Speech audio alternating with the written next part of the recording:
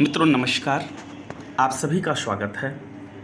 मित्रों, आज मैं आपको एक ऐसे धन प्रदायक मंत्र के बारे में बताने जा रहा हूँ जो कि बहुत ही दुर्लभ और बहुत ही गोपनीय है। यह जो विद्या है यह बौद्ध धर्म के लामा तंत्र से प्राप्त है और एक लामा भिक्षुक के माध्यम से यह विद्या प्राप्त हुई है। बहुत अधिक अद्भुत और बहुत दुर्लभ विद्या है। माता लक्ष्मी की पूजा हर धर्मों में अपने अपने तरीके से की जाती है। बौद्ध धर्म में एक धन की समस्या को दूर करने के लिए या जिन किसी की कामना है बहुत अधिक धनवान बनने की और इस कामना के माध्यम से वो धार्मिक कार्य करना चाहते हैं, उनके लिए सामाजिक कार्य करने के लिए माता लक्ष्मी इस यंत्र के माध्यम से व्यक्ति को अकूत धन संपदा प्रदान करती हैं। अक्सर करके आपने देखा होगा कि बहुत बड़े बड़े साधु संत महात्मा योगी जिनके पास धन का कोई भी मार्ग नहीं होता, फिर भी उनके पास उनका जीवन चलाने के लिए और साथ में उस आश्रम की व्यवस्था को चलाने के लिए कभी भी धन की कमी नहीं पड़ती है। लोग अचरज में रहते हैं, आश्चर्य में रहते हैं कि आखिर इतना अधिक धन उनके पास कहाँ से आता है।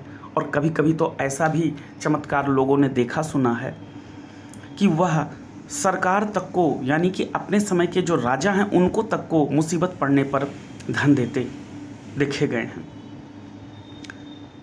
बहुत सारे किस्से कहानियाँ ऐसे प्रसिद्ध हैं कि बाबा के कुटिया में दिखता कुछ नहीं है पर कमी किसी चीज़ की नहीं रहती है।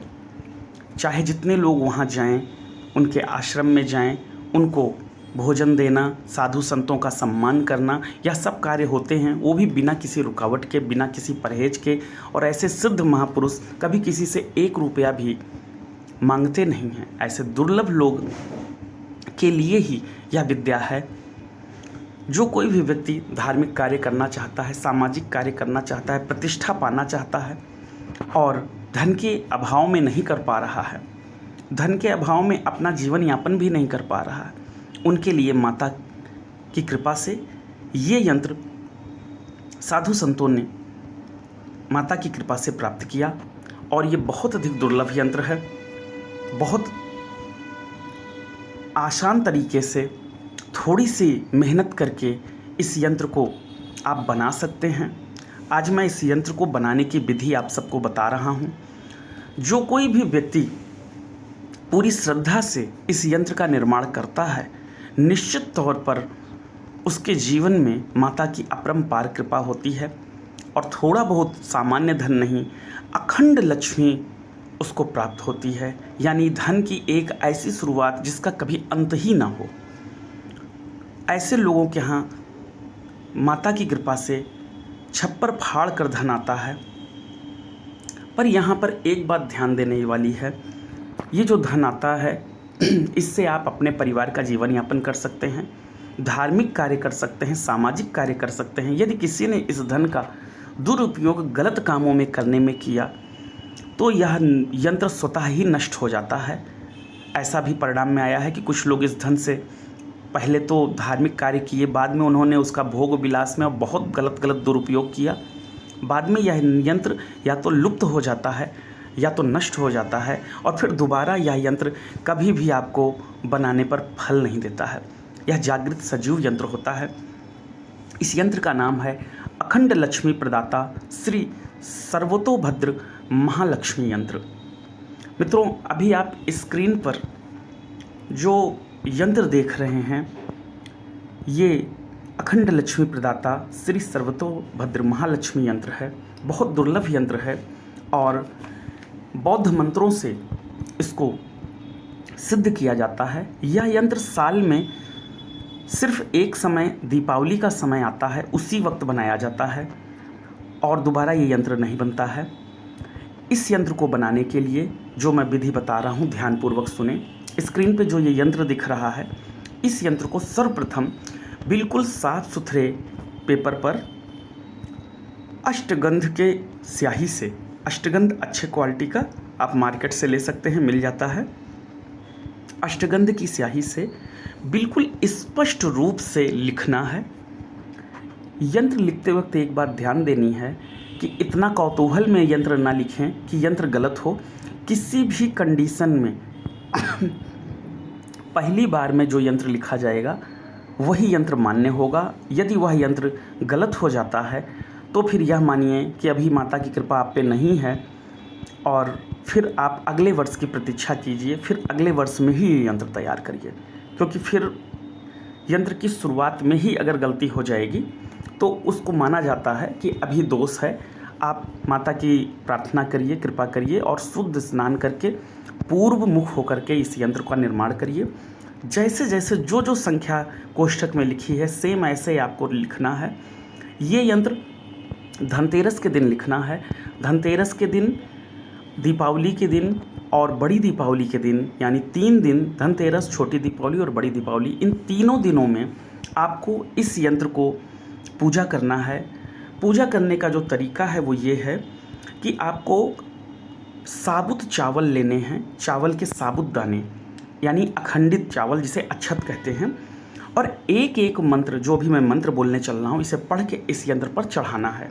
मंत्र है, ध्यान से सुनिएगा, ओम नमो भगवओ गो अमस्य सिद्धस्य बुद्धस्य अर्कीड़ महाणसस् ओम अवतर अवतर अर्कीड़ महाणसस् स्वाहा। मित्रों, ये मंत्र है। मंत्र आपको स्क्रीन पे मिल जाएगा। स्पष्ट रूप से मंत्र पढ़ें। चूँकि ये मंत्र लामा भाषा में है, लामा का मंत्र है, लामा तंत्र से अनुग्रहित है, इसलिए इसकी भाषा थोड़ी सी अलग है, पर जो मंत्र जैसे लिखा है ऐसे ही आपको पढ़ना है। मंत्र पढ़ने की संख्या 3 दिन मिलाकर 12,000 होगी, यानी कि दीपावली, धनतेरस और छोटी दीपावली तीनों दिन आपको 12,000 की संख्या में करना है।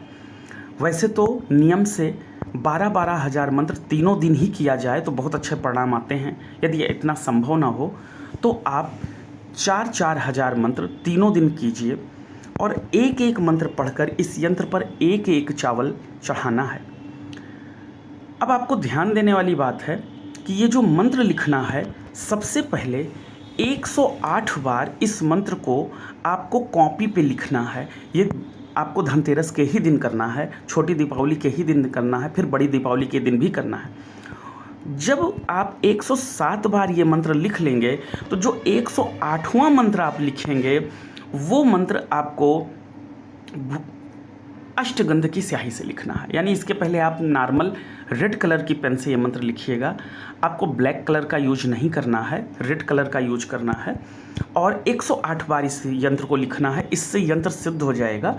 फिर उसके बाद जो 108वां यंत्र होगा उसको आप अष्टगंध की स्याही से साफ पेपर पे लिख लीजिएगा और उसी जो आप अष्टगंध की स्याही से साफ पेपर पे यंत्र लिखेंगे उसी यंत्र पर आपको पूजा करनी है इस मंत्र से और एक एक चावल आपको चढ़ाते जाना है। इस तरीके से आपको धनतेरस के दिन 4,000 मंत्र पढ़ने हैं और एक एक चावल उस यंत्र पे चढ़ाना है। फिर दूसरे दिन छोटी दीपावली के दिन फिर यही प्रक्रिया करनी है।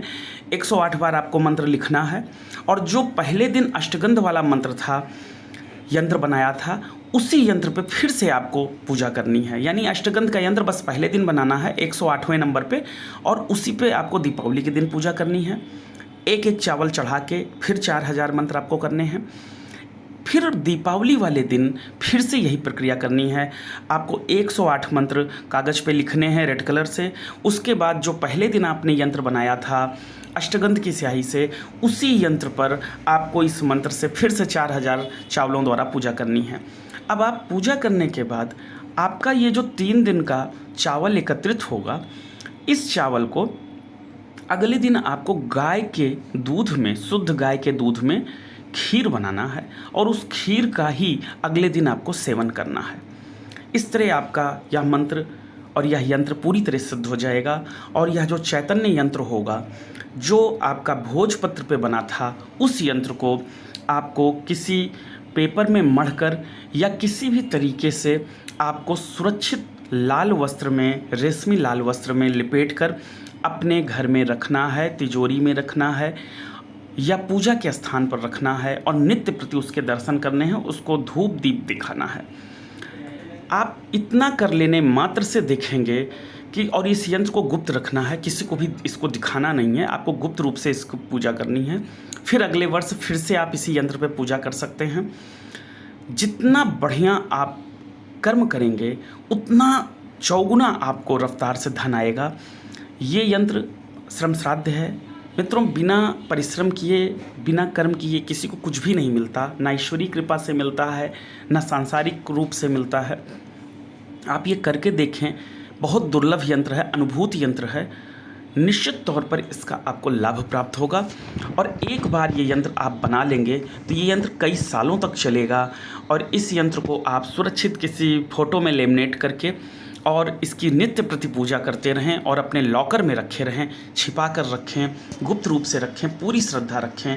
मित्रों, आप पाएंगे कि आपको ऐसे ऐसे मार्ग धन के मिलते जाएंगे कि आप उम्मीद नहीं किए होंगे।